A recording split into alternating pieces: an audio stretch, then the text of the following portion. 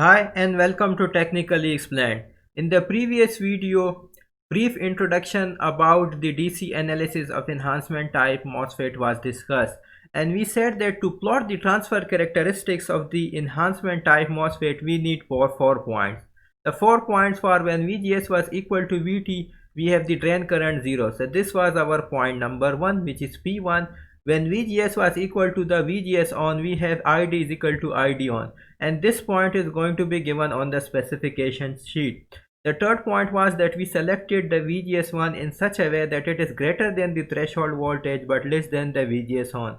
Then we have some drain current which we called ID1, and that ID1 was less than the ID on. So our third point was VGS1 and ID1. Finally, our fourth point was when we selected the VGS equal to VGS2, where VGS2 was some value greater than the VGS on, and we have ID is equal to ID2, which was greater than the ID on. So this was our 4 point, and using these 4 points we plotted the transfer characteristic curve of the enhancement type MOSFET.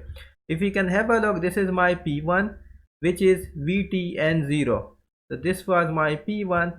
Similarly, we had the P3, which is ID1 and VGS1 and ID1, the P2, which is VGS on and ID on, and finally the P4, which was VGS2 and ID2. So when we join these points, we got the transfer characteristic curve.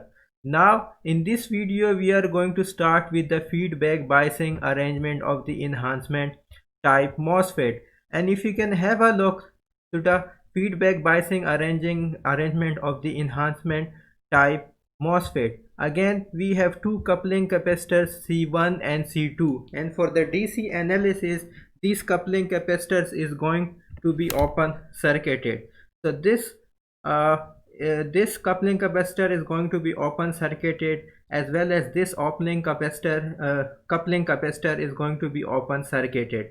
And then we have the resistance Rg, and if you know that in case of FAT the Ig current is approximately equal to 0 ampere, and this Ig current is flowing here because it is flowing here, so that is why it will also flow like this. So that is why that voltage drop across this Rg is 0 volt. So we can replace this by open circuit. So let me draw the simplified diagram of this circuit. We are going to have the voltage VDD, and then we are going to have the resistance RD. And again, because this is going to be open circuited, so that will be disconnected. And then we are going to have the symbol of the depletion of the enhancement type MOSFET. So this is my symbol of enhancement type MOSFET, and again gate is separated from this symbol, and we are going to have an open circuit. We are going to have a short circuit between drain and gate. Why? Because this has been short circuited. So we are going to have a short circuit over here, and then this is my drain terminal, and finally we have our source terminal. And because this is n channel enhancement type MOSFET, so the direction of arrow will be like this.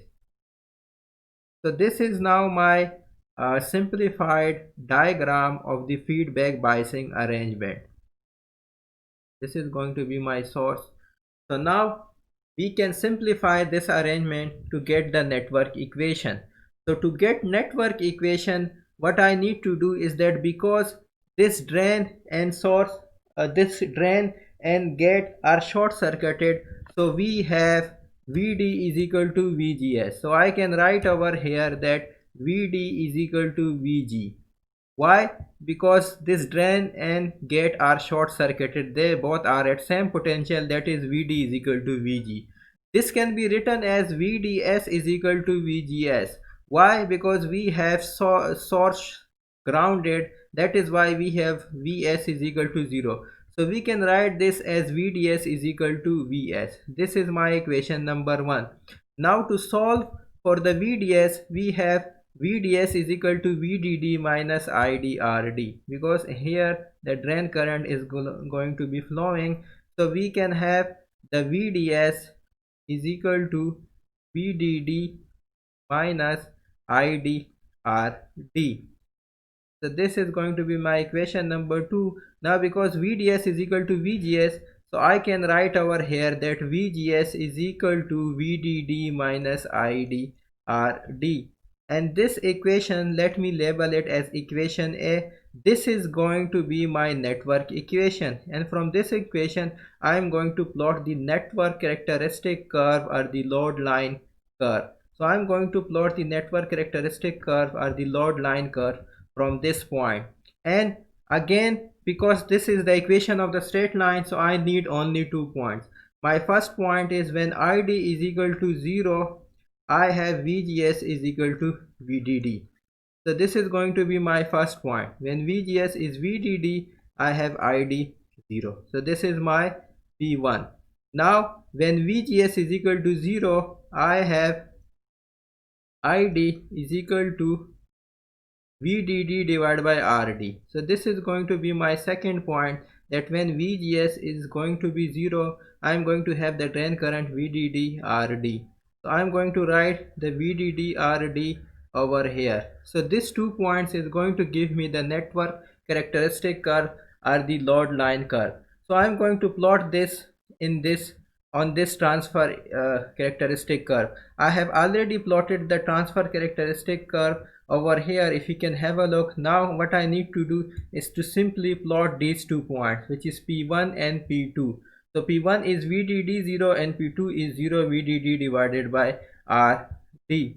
So my first point is VDD and 0, and that is going to be around here.